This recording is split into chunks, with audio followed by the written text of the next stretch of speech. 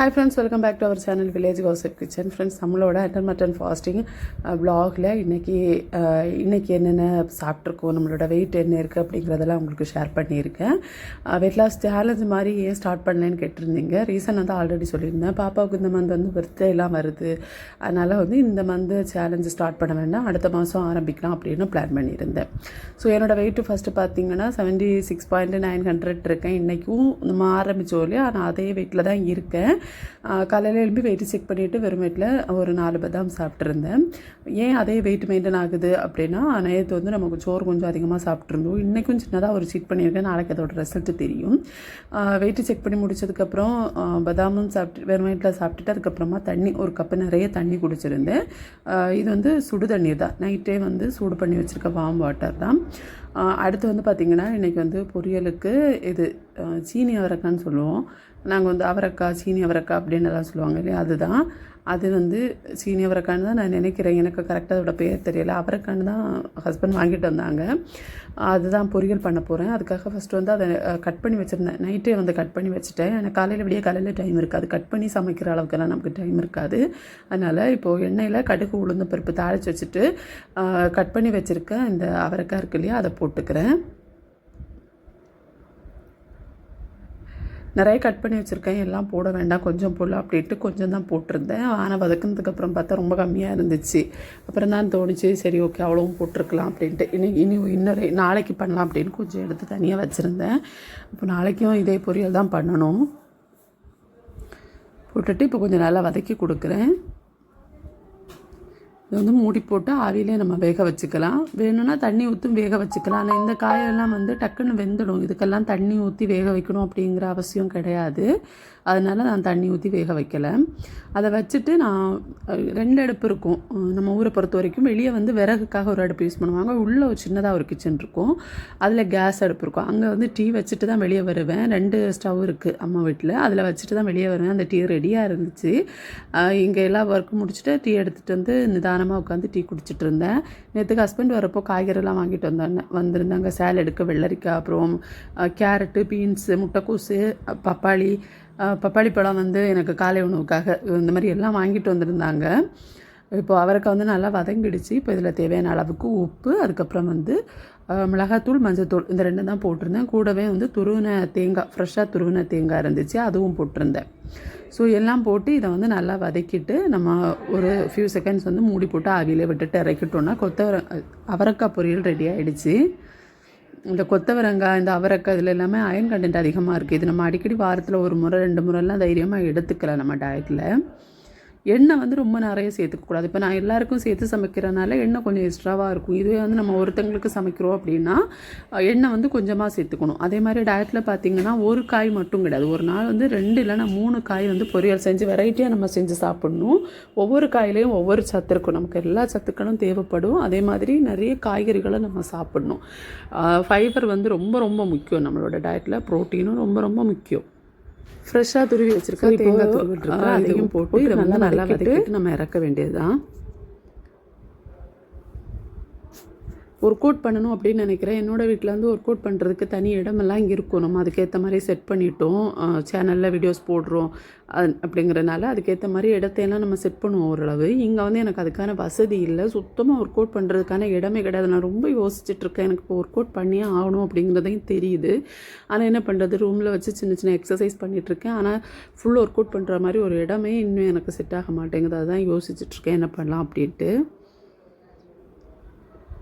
இப்போ தேங்காய் துருவல் போட்டுட்டு இதை வந்து நல்லா வதக்கிட்டு மூடி போட்டு அப்படியே விட வேண்டியதான். நம்மளோட கொத்தவரங்காய் பொரியல் ரெடி ஆகிடுச்சு. அடுத்ததான் வந்து பீன்ஸும் கேரட்டும் அரிஞ்சு வச்சுருந்தேன், அதில் ஒரு பொரியல் பண்ணுறேன். அதுக்காக கொஞ்சோண்டு தேங்காய் எண்ணெய் சேர்த்து கருவேப்பிலை நம்ம தாளிக்கலாம். ஃபஸ்ட்டு வந்து நான் கறிவேப்பிலை போடலையே, அது விடிய காலையில் செஞ்சிட்ருந்தேன். அப்போ வந்து கறிவேப்பிலை எடுக்கிறது இங்கே டெய்லி ஃப்ரெஷ்ஷாக கறிவேப்பிலை பறித்து தான் போடுவேன். அது எடுக்கிறதுங்க எனக்கு அங்கே இருட்டில் போக முடியாது அப்படிங்கிறனால அதில் போடலை.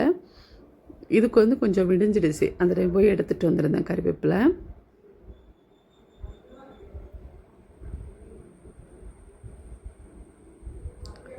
இப்போ இதில் வந்து கட் பண்ணி வச்சுருக்க பீன்ஸும் கேரட்டும் சேர்த்துக்கணும். அதுக்கு முன்னாடி வெங்காயத்தை ஃபஸ்ட்டு போட்டு சும்மா ஒரு வதக்கிடுறேன்.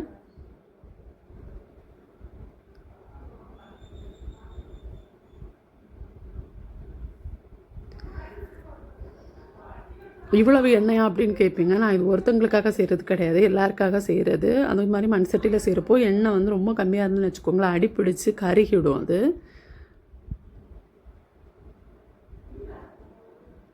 வீட்டிலேருந்து இப்போ ஒரு 7-8 பேர் இருக்கும், எல்லாருக்கும் சேர்த்து சமைக்கிறது இது. கேரட்டும் பீன்ஸும் கட் பண்ணி வச்சுருந்தேன், நல்லா ஃப்ரெஷ்ஷாக இருந்துச்சு காய், பார்க்குறப்பவே அது ரொம்ப நல்லா இருந்துச்சு, அதனால் கட் பண்ணி வச்சுட்டேன். அவ்வளோதான். இப்போ இதை வந்து நம்ம தேவையான அளவுக்கு உப்பு ஃபஸ்ட்டே போட்டுக்கிறேன், போட்டுட்டு மூடி போட்டு ஆவிலே இதை நம்ம வேக வச்சுக்கலாம்.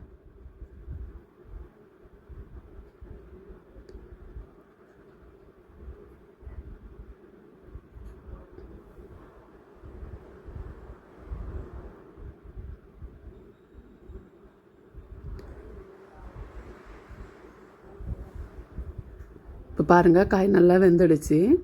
கொஞ்சம் நேரம் போதும், ரொம்ப டைமெல்லாம் எடுக்க வேண்டாம், டக்கு டக்குன்னு முடிஞ்சிடும் நமக்கு.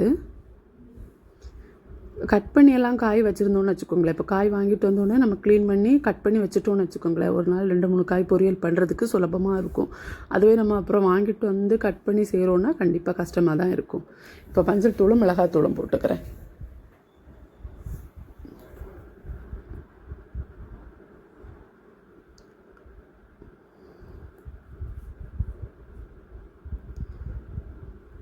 நம்ம போட்டிருக்க மசாலாவோட பச்சை ஸ்மெல் போனதுக்கப்புறமா வந்து இதில் துருவி வச்சுருக்க தேங்காய் சேர்த்துக்கிறேன். தேங்காய் மட்டும் இப்போதைக்கு ஃப்ரெஷ்ஷாக துருவி ஆட் பண்ணிகிட்ருக்கேன். நம்ம ஒரு நாள் முன்னாடியே துருவி வச்சோன்னா நமக்கு வேலை ஈஸியாக இருக்கும். ஆனால் இந்த பொரியலுக்கெல்லாம் தேங்காய் வந்து ஃப்ரெஷ்ஷாக சேர்த்தோன்னா ரொம்ப நல்லாயிருக்கும். ஒரு நாள் முன்னாடியே துருவி நம்ம ஃப்ரிட்ஜில் ஸ்டோர் பண்ணி வச்சுக்கலாம். நான் தேங்காயெல்லாம் துருவி ஃப்ரெஷ்ஷாகவே இதில் சேர்த்துக்குவேன். இந்த பொரியல், அவியல் இதுக்கெல்லாம் அப்படி ஃப்ரெஷ்ஷாக சேர்த்தோன்னா ரொம்ப நல்லாயிருக்கும். அவ்வளோதான். இப்போ இதை வந்து நல்லா கலந்து விட்டுட்டு ஒரு ஃபியூ செகண்ட்ஸ் விட்டு ஆஃப் பண்ணிட்டோம் அப்படின்னா போதும். தேங்காய் போட்டுட்டு ரொம்ப நேரம் கிளறிட்டெல்லாம் இருக்க வேண்டாம், சும்மா ஜஸ்ட்டு மிக்ஸ் பண்ணிவிட்டு மூடி போட்டுட்டு அடுப்பை அப்படியே ஆஃப் பண்ண வேண்டியது தான்.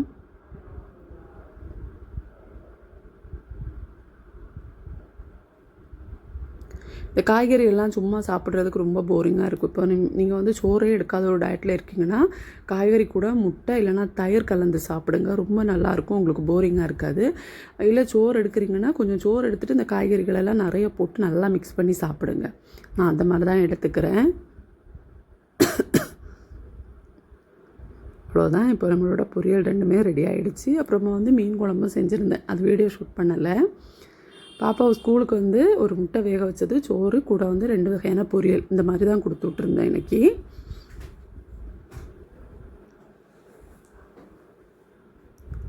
தான் அவங்களோட லஞ்ச் பாக்ஸுக்கு இன்றைக்கி கொடுத்து விட்ருந்தேன். அப்புறம் வந்து தோசையும் தக்காளி இது பூண்டு சட்னியும் செஞ்சுருந்தேன். நேற்று வந்து அதோடய ரெசிபி எனக்கு ஷேர் பண்ணுறேன்னு சொல்லியிருந்தேன் இல்லையா.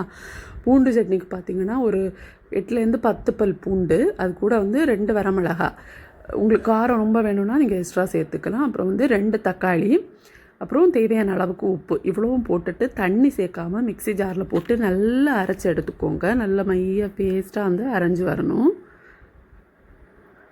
உப்பு சேர்த்துட்டேன். இப்போ வந்து இதை நம்ம நல்லா அரைச்சி எடுத்துக்கலாம். ஜீரகம் கொஞ்சம் சேர்த்துருக்கேன், அந்த தக்காளியோட ரா ஸ்மெல் போகிறதுக்காக. பூண்டெல்லாம் சேர்த்துருக்கோம் இல்லையா, அந்த ஸ்மெல் கொஞ்சம் குறையும் ஜீரகம் சேர்க்குறதுனால. இப்போ நல்லா இதை அரைச்சி எடுத்துட்டோம். இப்போ ஒரு கடாய் ஏதாவது அடுப்பில் வச்சுட்டு கொஞ்சம் நான் தேங்காய் சேர்த்துக்கிறேன். நான் தேங்காய் சேர்த்துக்கிறேன், நீங்கள் என்ன யூஸ் பண்ணுறீங்களோ அதை ஆட் பண்ணிக்கோங்க.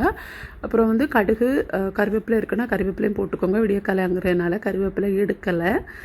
தாளிச்சுட்டு இதில் வந்து நம்ம அரைச்சி வச்சுருக்கோம் இல்லையா, அந்த சட்னிக்கான பொருள் அதை வந்து நம்ம இதில் சேர்த்துக்கலாம். சேர்த்துட்டு இதை வந்து நல்லா நம்ம கலந்து விட்டுக்கலாம். இதில் தண்ணி எதுவுமே சேர்த்துக்கக்கூடாது. எனக்கு சும்மா இதை தாளித்து மேலே கொட்டிட்டு நம்ம எடுத்துக்கலாம். நான் இது ஏன் கொஞ்சம் நேரம் லைட்டாக கிளறிவேன், ஒரு ஃபியூ செகண்ட்ஸ் கொஞ்சம் கிளறி விட்டுடுவேன். அது எதுக்காகனா இந்த பூண்டு இந்த தக்காளியோட ரா ஸ்மெல் வந்து சிலருக்கு பிடிக்காது, எடுத்து காமிக்கும். இப்போ வீட்டில் எல்லாருக்கும் கொடுக்குறோம் அப்படிங்கிறப்போ வயசானவங்களும் சாப்பிட்றாங்க, ஒருவேளை அவங்களுக்கு பிடிக்காமல் போகிறதுக்கு வாய்ப்பு இருக்குது. அப்படிங்கிறதுனால லைட்டாக ஒரு கிளறிட்டு லைட்டாக ஒரு பபிள்ஸ் வரும், உடனே வந்துடும். நம்ம கொஞ்சமாக தானே செஞ்சுருக்கோம் அப்படிங்கிறதுனால உடனே பபிள்ஸ் வரும், வந்த உடனே அடுப்பை ஆஃப் பண்ணிடுவேன். நான் கடுகு நிறைய போடுவேன், எனக்கு ரொம்ப பிடிக்கும், அந்த கடுகோட ஃப்ளேவர் ரொம்ப பிடிக்கும். அப்படிங்கிறதுனால நீங்கள் ரொம்ப கம்மியாக போட்டுக்கோங்க, அது உங்களோட விருப்பம். இப்போ உப்பு காரம் ஏதாவது உங்களுக்கு தேவைன்னா நீங்கள் கொஞ்சம் சேர்த்துக்கலாம். அவ்வளோதான். இது தோசை, இட்லி, சப்பாத்தி கூட எல்லாம் வச்சு சாப்பிட்றதுக்கு ரொம்ப நல்லாயிருக்கும். கண்டிப்பாக ட்ரை பண்ணுங்கள். நிறைய பேருக்கு தெரிஞ்சிருக்கும், தெரியலைன்னா ட்ரை பண்ணுங்கள். இன்றைக்கி காலை உணவுக்கும் நான் வந்து பப்பாசி தான் எடுத்திருந்தேன். கடையிலேருந்து வாங்கிட்டு வந்திருந்தாங்க. இதில் விதையே இல்லை. எனக்கு சுத்தமாக பிடிக்கல இந்த பப்பாளி. நம்ம எங்கள் ஊரில் பொதுவாக நாட்டு பப்பாளி வாங்கி சாப்பிடுவோம். ரொம்ப நல்லாயிருக்கும். அந்த கலராக இருக்கட்டும், அது டேஸ்ட் ரொம்ப நல்லாயிருக்கும். இது விதையும் இல்லை, என்னமோ ஒரு மருந்து வாடை மாதிரி எனக்கு சுத்தமாக பிடிக்கவே இல்லை. அப்புறம் அப்பா வந்து மதியம் ஆகிறப்போ கிழங்கு வாங்கிட்டு வந்திருந்தாங்க. சரி, கிழங்கு வந்து அக்கா வந்திருக்காங்க, அவங்களுக்கெல்லாம் கிழங்கு வேணும் அப்படிங்கிறனால வாங்கிட்டு வந்திருந்தாங்க. அப்போ கிழங்கை வந்து அக்கா க்ளீன் பண்ணி கொடுத்துருந்தாங்க. எனக்கு இது ரொம்ப கடுப்பு. இந்த கிழங்கு வந்து அந்த தோலை எடுத்துகிட்டு கட் பண்ணுறது வந்து சுத்தமாக பிடிக்காது. அது யாராவது பண்ணி கொடுத்தா செய்வேன். அந்த மாதிரி அக்கா எனக்கு பண்ணி கொடுத்தாங்க. அக்கா தான் சொன்னாங்க குக்கரில் போட்டு பண்ணணும். இது வரைக்கும் குக்கரில் போட்டு கிழங்கு நான் செஞ்சது கிடையாது. அதனால் இந்த முறை சரி குக்கரில் போட்டு பண்ணுவோம் அப்படின்ட்டு குக்கரில் போட்டு பண்ணியிருந்தேன். கிழங்கை வந்து நல்லா வாஷ் பண்ணிவிட்டு கொஞ்சம் பெரிய பெரிய பீஸாக தான் கட் பண்ணியிருக்காங்க. அந்த கிழங்கு போட்டுட்டு இப்போ இதில் வந்து ஒரு கிழங்கு ஓரளவு மூழ்கிற அளவு தண்ணி ஊற்றிட்டு தேவையான அளவுக்கு உப்பு போட்டுட்டு குக்கரில் நான் 2 விசில் விட்டுருந்தேன்.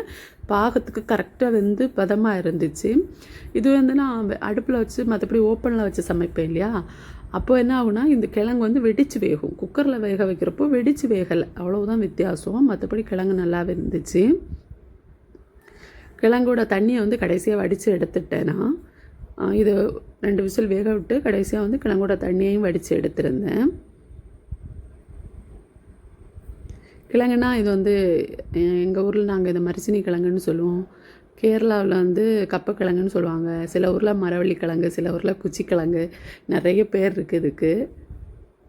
இங்கே வந்து ரெகுலராக எடுக்கிறது தான். இங்கே நார்மலாக டெய்லி கூட சாப்பாடில் எடுத்துருவாங்க.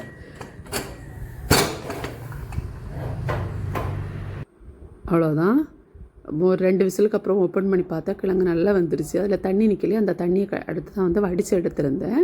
ஆனால் அதுதான் சொல்லியிருந்தேன் இல்லையா, எனக்கு கொஞ்சம் சீட் பண்ணியிருக்கேன். அதாவது கிழங்கு சாப்பிட்டேன்னா கண்டிப்பாக எனக்கு வெயிட் லாஸ் ஆகாது. இருந்தாலுமே ஒரு 4 பீஸு கிழங்கு, கொஞ்சோண்டு கருவாடு, அப்புறம் 2 வகையான பொரியல், அப்புறம் மீன் குழம்பு வச்சு இல்லையா, மீன் அதுவும் எடுத்திருந்தேன். பொதுவாக இன்டர்மிட்டன்ட் ஃபாஸ்டிங்கை பொறுத்த வரைக்கும் இப்போ வந்து நீங்கள் சில உணவுகள் எல்லாமே எடுக்கலாம். இப்போ நார்மல் டயட்டில் எடுக்கிற மாதிரி கிடையாது. சில உணவுகளெல்லாம் எடுத்துக்கலாம். ஆனால் அது வந்து அளவாக எடுத்துகிட்டு நம்ம அந்த கலோரியை மட்டும் பேலன்ஸ் பண்ணி கொண்டு போனால் போதும். இன்டர்மிட்டன்ட் ஃபாஸ்டிங்கில் கண்டிப்பாக வெயிட் லாஸ் ஆகும். ஆனால் இந்த கிழங்கு மாதிரி உணவுகள் இருக்கு இல்லையா, அது எடுத்தால் நீங்கள் என்ன டயட் ஃபாலோ பண்ணாலும் ரிசல்ட் கிடைக்காது. அது உடம்புக்கு கெடுதலும் கிடையாது, நல்லது தான். அதனால் தைரியமாக எடுத்துக்கலாம். எப்போது ஒரு முறை நம்ம சாப்பிடலாம், அது பிரச்சனை கிடையாது. ரொம்ப நாளாக நம்ம டயட்டில் இருக்கோம், ஒரு நாள் என்றைக்கும் சாப்பிடாமல் இருக்க முடியாது இல்லையா, டயட்டில் இருக்குது அப்படிங்கிறதுனால இதை வந்து ஃபுல்லாக அவாய்ட் பண்ணணும்னு கிடையாது. நமக்கு தேவைப்பட்டால் கொஞ்சம் எடுத்துக்கலாம். ஒரு 4 பீஸ் தான் எடுத்திருந்தேன், அதுக்கு மேலே எடுக்கலை. 4 பீஸாக இருந்தாலும் எனக்கு ரிசல்ட் கிடைக்காது. அது என்னோடய பாடி டைப்பு.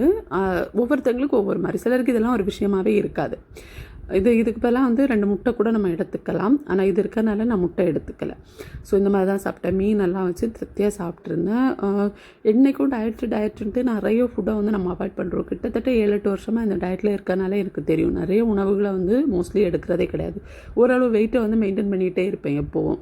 அதனால் நிறைய உணவுகளை எப்போவுமே எடுக்கிறது கிடையாது. இப்போ கொஞ்சம் வெயிட் லாஸ் பண்ணணும் அப்படின்னு பிளான் பண்ணுறப்போ சில உணவுகள் எடுத்தும் எடுக்காமலும் அந்த மாதிரி போகும். அப்புறம் ஈவினிங் வந்து ஒரு கப்பு டீயும், இனிப்பு இல்லாமல் ஒரு கப்பு டீயும் ஒரு கொய்யாவும் எடுத்திருந்தேன். இப்படி தான் என்னோடய டே இன்றைக்கி போச்சு. உங்களோட டே எப்படி போச்சு? இந்த வீடியோ உங்களுக்கு யூஸ்ஃபுல்லாக இருக்கா? ஏதாவது உங்களுக்கு இதில் புரிஞ்சுதா? ஏதாவது பிடிச்சிருக்கா? ஏதோ ஒரு விஷயம் பிடிச்சிருக்கு இல்லையா, கண்டிப்பாக ஷேர் பண்ணுங்கள். வீடியோவை ஷேர் பண்ண மறக்காதீங்க. வீடியோ ஒரு லைக் பண்ணவும் மறக்காதீங்க. அடுத்த வீடியோவில் சந்திக்கலாம். பாய் ஃப்ரெண்ட்ஸ், தேங்க்ஸ் ஃபார் வாட்சிங்.